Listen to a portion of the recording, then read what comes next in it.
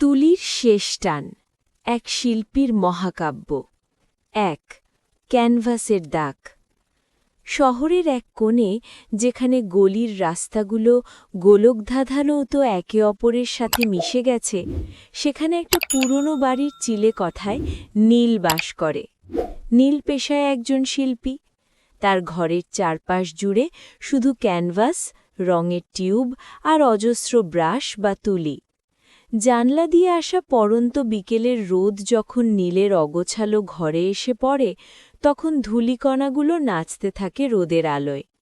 নীল মনে করে এই ধূলিকণাগুলো এক একটা রঙের কণা। নীলের জীবনটা সাদা কালো ক্যানভাসের মতোই ছিল।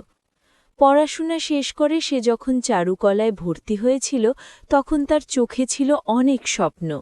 সে ভেবেছিল তার তুলির ছোঁয়ায় পৃথিবীটা রঙিন হয়ে উঠবে। কিন্তু বাস্তব জীবন অনেক কঠিন। গ্যালারিগুলোতে তার ছবি জায়গা পায় না, কারণ তার ছবিতে তথাকথিত আধুনিকতার অভাব। নীল ছবি আঁকে তার হৃদয় দিয়ে, বাজার বুঝে নয়।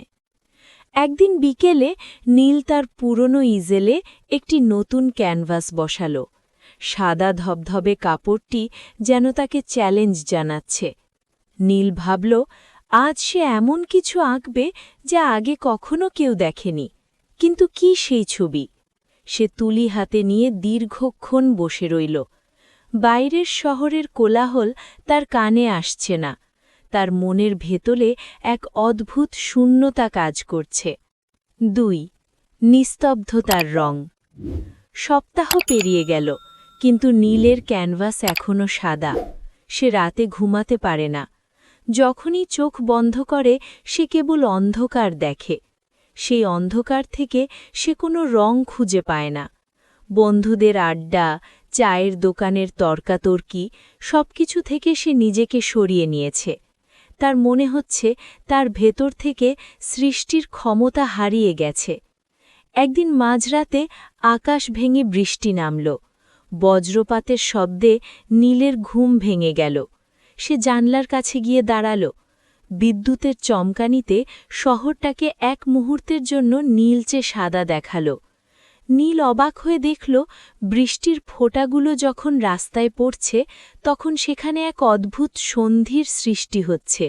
সে দ্রুত ফিরে এলো তার ক্যানভাসের কাছে। সে অন্ধকারেই রং মাখাতে শুরু করল। কোনো পরিকল্পনা ছাড়াই তার হাত চলতে লাগল। লাল, নীল, হলুদ, বিমূর্ত সব রেখা ফুটে উঠতে লাগল ক্যানভাসে। ভোরের আলো যখন ফুটল, নীল দেখল সে একটি অদ্ভুত ছবি এঁকেছে। সেটি কোনো দৃশ্য নয়, কোনো মানুষ নয়, সেটি যেন এক টুকরো অনুভূতি। বৃষ্টির শব্দের রং সে ক্যানভাসে ফুটিয়ে তুলেছে। কিন্তু নীলের মনে শান্তি নেই।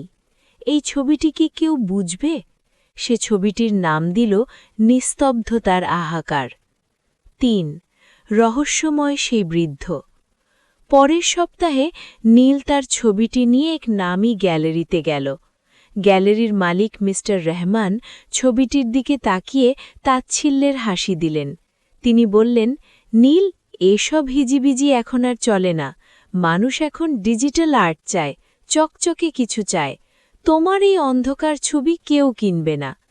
নীল মন খারাপ করে রাস্তা দিয়ে হাঁটছিল।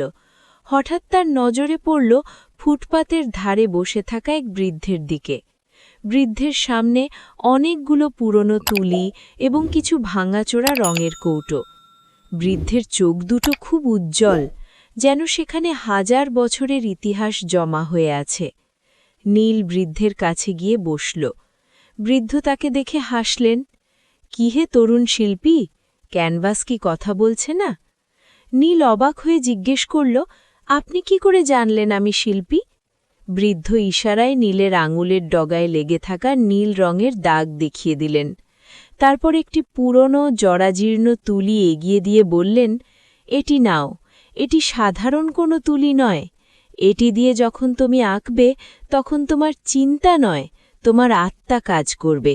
তবে সাবধান, এই তুলি সত্য ছাড়া মিথ্যে আঁকতে পারে না। নীল কৌতূহলবশত কিছু টাকা দিয়ে তুলিটি কিনে নিল। বৃদ্ধের কথায় সে খুব একটা বিশ্বাস করেনি, কিন্তু তুলিটি হাতে নিতেই তার শরীরে এক অদ্ভুত শিহরণ খেলে গেল। ৪. জীবন্ত তুলি। বাড়ি ফিরে নীল নতুন তুলিটি নিয়ে বসল। সে ভাবল একটি সাধারণ ল্যান্ডস্কেপ আঁকবে, পাহাড়, নদী আর বন। কিন্তু আশ্চর্যের বিষয় হল, সে যখন তুলিটি ক্যানভাসে ছোঁয়াল, তখন তার হাত নিজের নিয়ন্ত্রণে রইল না। তুলিটি যেন নিজেই চলতে শুরু করল। সে পাহাড়ে যে নীল রং দিল, তা যেন আকাশ থেকে নামা কোনো দৈব রং। নদীর জল আঁকতে গিয়ে দেখল, ক্যানভাসের ওপর জল যেন সত্যিই বইছে। বনের সবুজ রং থেকে যেন মাটির সোঁধা গন্ধ আসছে। নীল স্তব্ধ হয়ে গেল। কয়েক ঘন্টার মধ্যে একটি অভাবনীয় ছবি তৈরি হল। এই ছবিটির নাম সে রাখল প্রাণের স্পন্দন। সে বুঝতে পারল, বৃদ্ধের কথা সত্যি, এই তুলি দিয়ে সে যা আঁকবে তা জীবন্ত হয়ে উঠবে। তবে এই শক্তির একটি ভার আছে। সে যত বেশি এই তুলি ব্যবহার করছে, তত বেশি সে শারীরিকভাবে ক্লান্ত হয়ে যাচ্ছে। যেন তার জীবনী শক্তি ওই রঙের মাধ্যমে ক্যানভাসে চলে যাচ্ছে। ৫. যশের আড়ালে অন্ধকার। প্রাণের স্পন্দন গ্যালারিতে দেওয়ার পর রাতারাতি নীলের ভাগ্য বদলে গেল। গ্যালারি মালিকরা এখন তার পেছনে ঘুরছে। বড় বড় সংবাদপত্রে তার ইন্টারভিউ বেরোচ্ছে। নীলের সাধারণ চিলেকঠা বদলে গিয়ে এখন একটি বিলাসবহুল স্টুডিও হয়েছে। প্রচুর টাকা, প্রচুর যশ। কিন্তু নীল খেয়াল করল, সে আগের মতো সুখী নয়। মানুষ এখন তার ছবির সত্যতাকে ভয় পায়। সে একবার এক নেতার ছবি আঁকতে গিয়ে দেখেছিল, নেতার পেছনের অন্ধকার দিকগুলো ছবিটি ফুটে উঠছে। সত্যনিষ্ঠ ছবি হওয়ায় সেই নেতা রেগে গিয়ে ছবিটি পুড়িয়ে ফেলেন। নীল বুঝতে পারল, সমাজ সত্য দেখতে চায় না, তারা চায় সুন্দর এক রঙিন মিথ্যে। কিন্তু তার সেই জাদুকরি তুলি মিথ্যে আঁকতে পারে না। নীল ক্রমশ একা হয়ে পড়ল। তার চারপাশের মানুষগুলো তার প্রতিভার ভক্ত হলেও তার সত্যবাদিতাকে এড়িয়ে চলতে চাইল। একদিন নীল আয়নার সামনে দাঁড়িয়ে নিজের একটা পোর্ট্রেট আঁকার কথা ভাবল। সে যখন তুলি তুলল, দেখল তার নিজের অবয়ব ক্রমশ ক্ষয়ে যাচ্ছে। ছবিতে দেখা যাচ্ছে একজন বৃদ্ধ এবং জীর্ণ মানুষকে, অথচ তার বর্তমান বয়স মাত্র ৩০। তুলিটি যেন তার ভেতরের আসল রূপ এবং ক্লান্তি প্রকাশ করে দিচ্ছে। ৬. ফিরে আসা। নীল সিদ্ধান্ত নিল, সে আর এই জাদুকরি তুলি ব্যবহার করবে না। সে সব যশ, খ্যাতি ছেড়ে আবার তার পুরনো চিলেকঠায় ফিরে গেল। কিন্তু পুরনো সাধারণ তুলি দিয়ে সে যখনই আঁকতে যায়, তার মনে হয় ছবিগুলো প্রাণহীন। সে যেন এক নেশায় পড়ে গেছে। কয়েক মাস কোনো ছবি আঁকা হল না তার। শহরের মানুষ তাকে ভুলতে শুরু করল। মিস্টার রহমান একদিন তার কাছে এসে বললেন, নীল, তুমি শেষ একটা ছবি দাও, একটা বড় প্রদর্শনীর আয়োজন করছি, ওটাই হবে তোমার মাস্টারপিস। নীল রাজি হল না, কিন্তু ওই দিন রাতে সে স্বপ্নে দেখল সেই রহস্যময় বৃদ্ধকে।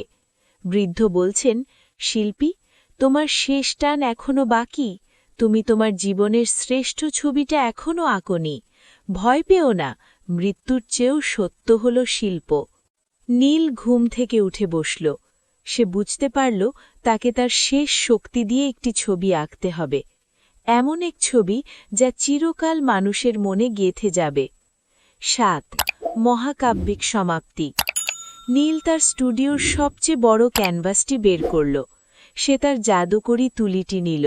সে কোনো কৃত্রিম আলো জ্বালাল না, চাঁদের আলোয় সে আঁকতে শুরু করল। এই ছবিতে সে কোনো মানুষ বা প্রকৃতি আঁকছে না, সে আঁকছে সময়কে। সময় কিভাবে সবকিছু গড়ে তোলে আর কিভাবে সবকিছু ধ্বংস করে দেয়। সে তার জীবনের সব দুঃখ, সব আনন্দ, সব না পাওয়ার বেদনা ওই ক্যানভাসে ঢেলে দিল। সে আঁকতে আঁকতে অনুভব করল, তার দৃষ্টি ঝাপসা হয়ে যাচ্ছে, তার হৃৎস্পন্দন কমে যাচ্ছে। প্রতিটি তুলির টানের সাথে সাথে তার জীবন প্রদীপ নিভে আসছে, কিন্তু সে থামল না। ভোরের প্রথম আলো যখন তার ক্যানভাসে পড়ল, তখন ছবিটি সম্পূর্ণ হল। ক্যানভাসে ফুটে উঠেছে এক মহাজাগতিক দৃশ্য, যেখানে জন্ম আর মৃত্যু একসাথে আলিঙ্গন করছে। রঙের ব্যবহার এত গভীর যে যে কেউ ওই ছবির থেকে তাকালে নিজের অস্তিত্বের অর্থ খুঁজে পাবে। পরের দিন সকালে লোকজন নীলের ঘরে এসে দেখল জানলা দিয়ে আসা রোদে শিল্পী নীল তার ইজেলের সামনে পড়ে আছে, তার হাতে সেই জীর্ণ তুলিটি, আর তার সামনে রাখা সেই মহাকাব্যিক ছবি যা দেখে উপস্থিত সবাই অশ্রুসিক্ত হয়ে পড়ল। নীল মারা গেছে, কিন্তু তার শিল্প তাকে অমর করে দিয়েছে। সেই ছবিটি আজও বিশ্বের শ্রেষ্ঠ গ্যালারিতে সংরক্ষিত আছে। যে কেউ ওই ছবির সামনে দাঁড়ালে শুনতে পায় এক নিস্তব্ধ হাহাকার আর প্রাণের স্পন্দন। নীল দেখিয়ে দিয়ে গেছে যে একজন প্রকৃত শিল্পীর কাছে তার জীবন শিল্পের চেয়ে বড় নয়। নীলের এই গল্প চিরকাল নবীন শিল্পীদের অনুপ্রাণিত করে। তারা শেখে যে শিল্পের পথ শুধু রঙের খেলা নয়, এটি নিজের আত্মাকে ক্যানভাসে বিসর্জন দেওয়ার এক কঠোর সাধনা। উপসংহার: শিল্পের কোনো শেষ নেই, আছে শুধু রূপান্তর। নীল তার শেষ তুলির টানে নিজেকে মিলিয়ে দিয়েছিল মহাকারের সাথে, আর রেখে গেছে এমন এক পৃথিবী যা আগের চেয়ে একটু বেশি রঙিন, একটু বেশি সত্য। সৎ বালক রিমনের জীবনের একদিন। রিমন তৃতীয় শ্রেণীর একজন ছাত্র। সে একটি ছোট গ্রামে তার বাবা মায়ের সঙ্গে থাকে। গ্রামের নাম সুখপুর। গ্রামটি খুব সুন্দর। চারদিকে সবুজ ধানক্ষেত, পুকুরে হাঁস ভাসে, আর সকালে পাখির ডাক শোনা যায়। রিমন খুব সাধারণ পরিবারের ছেলে হলেও তার মনটা খুব বড়। রিমনের বাবা একজন কৃষক, তিনি খুব পরিশ্রমী মানুষ। ভোরে উঠে মাঠে যান, আবার সন্ধ্যায় বাড়ি ফেরেন। রিমনের মা গৃহিণী, তিনি সংসারের সব কাজ করেন এবং রিমনকে পড়াশোনায় সাহায্য করেন। রিমনের একটি ছোট বোন আছে, তার নাম রিমা। রিমা এখনও নার্সারিতে পড়ে। রিমন প্রতিদিন ভোরে ঘুম থেকে ওঠে। উঠেই সে প্রথমে দাঁত মাজে, মুখ ধোয় এবং নামাজ পড়ে। তারপর সে মাকে রান্নার কাজে একটু সাহায্য করে, কখনো চাল ধুয়ে দেয়, কখনো বোনকে খাওয়াতে সাহায্য করে। কাজ শেষ করে সে বই খাতা নিয়ে পড়তে বসে। রিমন খুব মন দিয়ে পড়াশোনা করে। তার প্রিয় বিষয় বাংলা। বাংলা বইয়ের গল্প সে খুব পছন্দ করে। গল্প পড়ে সে অনেক কিছু শেখে। তার শিক্ষকরা সবসময় বলেন, রিমন খুব ভদ্র এবং সৎ ছেলে। একদিন সকালে রিমন স্কুলে যাওয়ার জন্য প্রস্তুত হচ্ছিল। মা তার ব্যাগ গুছিয়ে দিলেন। বাবা বললেন, মন দিয়ে পড়াশোনা করিস বাবা, আর সবসময় সত্য কথা বলিস। রিমন মাথা নেড়ে বলল, হ্যাঁ বাবা, আমি সবসময় সৎ থাকব। স্কুলটি রিমনের বাড়ি থেকে একটু দূরে। হেঁটে যেতে প্রায় 25 মিনিট লাগে। সে প্রতিদিন একাই স্কুলে যায়। পথে অনেক বন্ধুর সঙ্গে দেখা হয়। সবাই মিলে গল্প করতে করতে স্কুলে যায়। সেদিন স্কুল ছুটি হল দুপুরে। শিক্ষকরা সেদিন সততা নিয়ে গল্প বলেছিলেন। শিক্ষক বলেছিলেন, সৎ মানুষ কখনো হারায় না, সততা মানুষকে বড় করে তোলে। এই কথা রিমনের মনে খুব দাগ কাটল। স্কুল শেষে রিমন বাড়ির পথে রওনা দিল। রোদ একটু বেশি ছিল। সে ধীরে ধীরে হাঁটছিল। হঠাৎ সে রাস্তার পাশে একটি কালো মানিব্যাগ পড়ে থাকতে দেখল। মানিব্যাগটি একটু ধুলো মাখা ছিল। রিমন থেমে গেল। সে চারপাশে তাকাল। কেউ নেই। সে মানিব্যাগটি হাতে তুলে নিল। তার বুকটা একটু ধক করে উঠল। সে ভাবল, এর ভেতরে কি আছে? সে আস্তে করে মানিব্যাগ খুলল। ভিতরে অনেক টাকা, একটি মোবাইল নম্বর লেখা কাগজ আর একটি পরিচয়পত্র ছিল। পরিচয়পত্রে লেখা ছিল, নাম আব্দুল করিম, পেশা ব্যবসায়ী, ঠিকানা বাজারপাড়া, সুখপুর। রিমন একটু চিন্তায় পড়ে গেল। এত টাকা সে আগে কখনো একসাথে দেখেনি। তার মনে এক মুহূর্তের জন্য ভাব এলো, এই টাকা দিয়ে সে নতুন বই, খেলনা বা জামা কিনতে পারবে। কিন্তু পরক্ষণেই সে তার শিক্ষকের কথা মনে করল। বাবার কথাও মনে পড়ল। সে নিজেকে বলল, না, এটা আমার টাকা না, এটা যার, তাকে ফিরিয়ে দিতে হবে। রিমন ঠিক করল সে মানিব্যাগের মালিককে খুঁজে বের করবে। বাজারপাড়া তার বাড়ির উল্টো দিকে।